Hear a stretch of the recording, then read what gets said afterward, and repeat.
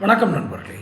இந்த முறை திமுகவில் சீட்டு ஒதுக்கலாம் அப்படின்னு அதிகம் எதிர்பார்க்கப்பட்ட ஒரு நபர் கனிமொழி எம்பி. அவர் பாராளுமன்ற உறுப்பினராக இருந்தாலும் கூட மாநில அரசியலில் நுழைய வேண்டும் என்பது அவருடைய விருப்பமாக இருந்திருக்கிறது, சொந்த விருப்பம். கட்சியிடம் அதை பலமுறை அவர் மறைமுகமாக தெரிவித்திருக்கிறார்.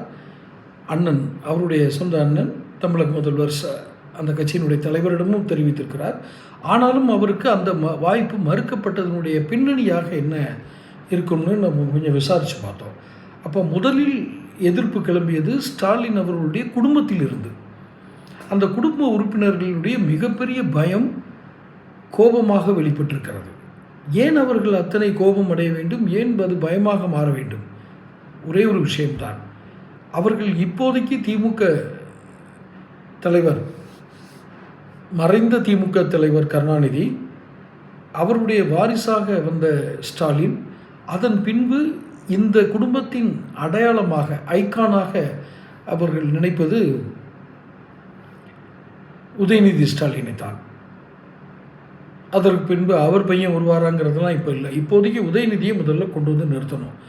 அப்போ கனிமொழி கருணாநிதி அவர்கள் முன்னிலைப்படுத்தப்பட்டால் அந்த முக்கியத்துவம், அந்த அரசியல் முக்கியத்துவம், அந்த ஊடக வெளிச்சங்கள் அதை நோக்கித்தான் நகரும், கனிமொழி அவர்களை நோக்கித்தான் நகரும். அவருடைய இயல்பான குணம், அணுகுமுறை, தமிழக அரசியலில் அவர் ஏற்படுத்தக்கூடிய போகிற தாக்கங்கள் என்று ஒரு பெரிய சப்ஜெக்டுக்குள்ளே தான் அந்த ஊடகங்கள் செல்லும். அரசியல் பாதையும் அதை நோக்கித்தான் செல்லும். சமீபத்தில் நடத்தப்பட்ட ஒரு ஆய்வு, அந்த ஆய்வு திமுக தலைவருக்கும் போய் சேர்ந்திருக்கும். அந்த ஆய்வில் கனிமொழி அவர்களுடைய தனிப்பட்ட திறன், அவர் அரசியலை அணுகும் முறை, அவர் ஒரு தொகுதியினுடைய பாராளுமன்ற உறுப்பினராக ஒரு செயல்பட்ட விதம், இதையெல்லாம் சற்று ஆய்வு செய்யும் பொழுது அவருக்கு ஒரு நல்ல மதிப்பு ஏற்படுத்தி இருக்கிறது என்று தான் சொல்ல வேண்டும். இந்த ஆய்வையும் அவர் முதல்வர் தான் எடுத்திருக்கிறார், அந்த கட்சியின் தலைவர் அல்லவா, அவர் தான் எடுத்திருக்கிறார். இது சரியாக இருக்குமா? ஒருவேளை இதில் இவங்களை ஒன்றும் எஃபெக்ட் இல்லைன்னு சொல்லியிருந்தால் கூட இவர் சீட்டு கொடுத்துருப்பார். அவர் தங்கையாக இருந்தாலும் தன் குடும்பத்திற்கு முன்னுரிமை கொடுத்து அந்த தன் மகனை முன்னிலைமைப்படுத்துவது, அவரை அடுத்த முதல்வராக்குவது, இது ஒன்று தான் அவர் கனவில் இருக்கிறது, நனவிலும் இருக்கிறது, செயலிலும் இருக்கிறது. இதைத்தான் நான் புரிந்து கொண்டோம்.